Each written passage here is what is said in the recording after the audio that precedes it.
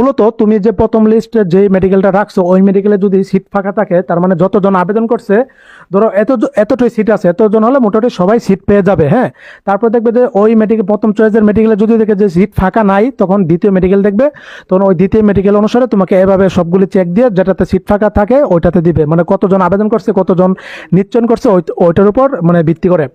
তো আসলে private medical সম্পূর্ণ এই তোমার এই আবেদন প্রক্রিয়াটা হবে তোমার dgme.টেলিটক.com এই ওয়েবসাইটের মাধ্যমে তুমি আবেদন করতে পারবা। কম্পিউটার দোকানে যাবে অথবা তুমি নিজে আবেদন করতে পারো। তো কম্পিউটার দোকান থেকে আবেদন করবা, আর আবেদন ফি মাত্র এবার 200 টাকা রাখছে। হ্যাঁ, প্রথম আবেদনের ফিটা, আর নিশ্চয়নের টাকা হচ্ছে 100 টাকা, এই মোট 300 টাকা। আর গত বছর এই আবেদন ফিটা ছিল 1000 টাকা। হ্যাঁ, তারপরে আসলে অনেকে হয়তো বলবা যে ভাইয়া আমার এই মেরিট পজিশন অনুসারে কোন মেডিকেল আসতে পারে, কি লেনদেন, এগুলো আমি পরবর্তী বিস্তারিত আলোচনা করব। আজকে বলতো এই আবেদন নিয়ে আলোচনা করি। হ্যাঁ, তারপর হচ্ছে তোমার মেধা কোটার বিষয়ে আমি পরবর্তীতে একটা ভিডিও তৈরি করবো, এটাতে A to Z আমি আলোচনা করব। তারপর হচ্ছে তোমার বেসরকারি মেডিকেলে তোমার যখন এই নিশ্চয়ন করবা, প্রথম নিশ্চয়ন দ্বিতীয় নিশ্চয়নের পরে লিস্ট প্রকাশ করার পরে তো অবশ্যই তুমি ভর্তি হয়ে যাবা। এই ভর্তির পরে যাদের ভর্তি মানে নাম আসবে না, সিরিয়াল দূরে, অথবা ওই পছন্দের ক্রম অনুসারে মেডিকেল পাওনি, সিরিয়াল দূরে, তাদের আবার ওয়েটিং, তখন আবার তাদের আবেদন করা লাগবে না, তখন তাদের প্রথম ওয়েটিং থেকে টানবে, দ্বিতীয় ওয়েটিং, তৃতীয় ওয়েটিং, এভাবে 3টা ওয়েটিং থেকে টানবে। হ্যাঁ, ওয়েটিং থেকে তোমাদের লিস্ট প্রকাশ করবে অথবা SMS এর মাধ্যমে জানিয়ে দেওয়া হবে।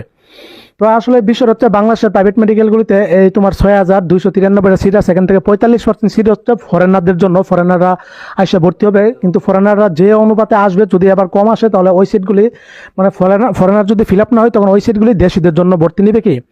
তো আসলে প্রথম আবেদনে মোটামুটি আশা করো সবাই মোটামুটি সিট পেয়ে যাবে ইনশাল্লাহ, যাদের পজিশন ভালো। গত বছর প্রথম আবেদনে কিন্তু 35,000 পর্যন্ত টান ছিল, কিন্তু দ্বিতীয় ওয়েটিং থেকে তোমার 36,000, তৃতীয় থেকে 40,000, এমনকি সর্বশেষ চতুর্থ ওয়েটিং লিস্ট থেকে একটা আবেদন দিয়েছিল, ওই আবেদন থেকে তোমার 45,000 এমনকি 47,000 পর্যন্ত টান ছিল, এমনকি 49,000 পর্যন্ত টান ছিল। হ্যাঁ, তারপরে হচ্ছে তোমার এবার হচ্ছে মোটামুটি সবাই আবেদন করতে পারতেছে। 2022-23 সেশনে কিন্তু শুধু যাদের পজিশন 34,000 ছিল তারাই শুধু আবেদন করতে পারছে, তাদেরই শুধু কোনো না কোনো মেডিকেলে চান্স পাইছে। কিন্তু 2023-24 সেশনে কিন্তু মোটামুটি সবাই আবেদন করার সুযোগ পেয়েছে, এমনকি মেধাক্রম অনুসারে যাদের যে মেডিকেল আছে ওই মেডিকেলে ভর্তি হওয়ার সুযোগ পাচ্ছে। আর এবারও মোটামুটি সবাইকে সুযোগ দিবে, কিন্তু তোমার ওই যে মেডিকেলে আবেদন করবা, যে সবগুলি মেডিকেলে, ওইগুলো যদি তুমি সিট ফাঁকা থাকে তাহলে ভর্তির সুযোগ পাবা। তারপর হচ্ছে তোমার যদি তুমি ভর্তি না হও তখন এটা বাতিল হয়ে যাবে, তখন আর তুমি চাইলে তখন আর ভর্তি হতে পারবে না প্রাইভেট মেডিকেলে। আর চাইলে পরবর্তী যদি আবার দ্বিতীয় আবেদন দেয়, তখন আর আবেদন যদি সুযোগ দেয়, তখন দ্বিতীয় আবেদন সুযোগ দিলে তোমার ভর্তির সুযোগ পাবা কি, যদি সিট ফাঁকা থাকে। যদি দেখে যে প্রথম আবেদন থেকে এমনকি ওয়েটিং থেকে সিট ফিল আপ হয়ে গেছে, তখন কিন্তু আর দ্বিতীয় আবেদনের লিস্ট দিবে না।